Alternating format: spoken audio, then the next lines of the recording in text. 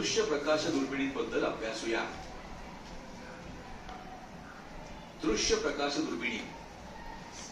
बहुतांश दृश्य प्रकाश दुर्बिणींमध्ये 2 किंवा अधिक भिंगांचा वापर केलेला असतो।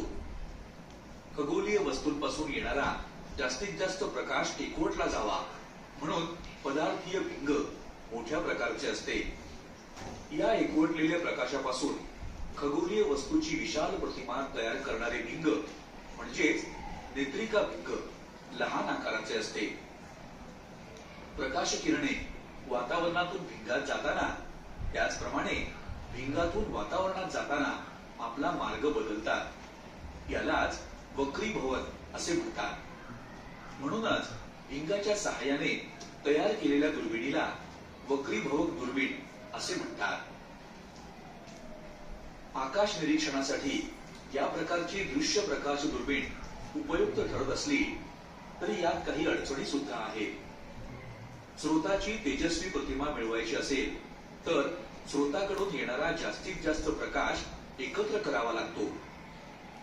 त्याकरिता पदार्थीय भिंगांचा व्यास जास्तीत जास्त मोठा असणे आवश्यक आहे।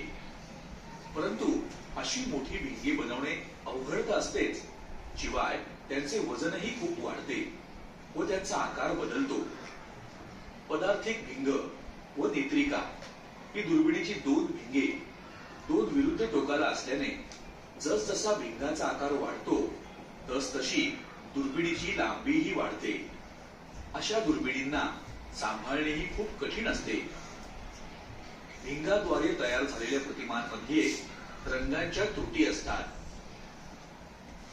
दृश्य प्रकाश दुर्बिणीमध्ये येणाऱ्या अडचणी दूर करण्यासाठी अंतर्वक्र आरशापासून दुर्बिणी बनवण्यात येतात। या दुर्बिणींमध्ये अंतर्वक्र आरशाद्वारे प्रकाशाचे परावर्तन होते।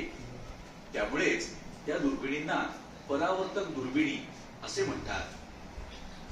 स्रोताकडून येणारा जास्तीत जास्त प्रकाश एकत्र करून स्रोताची तेजस्वी प्रतिमा मिळवण्यासाठी मोठे आरसे आवश्यक असतात। मोठे आरसे बनवणे हे मोठी भिंगे बनवण्याच्या तुलनेत सोपे आहे।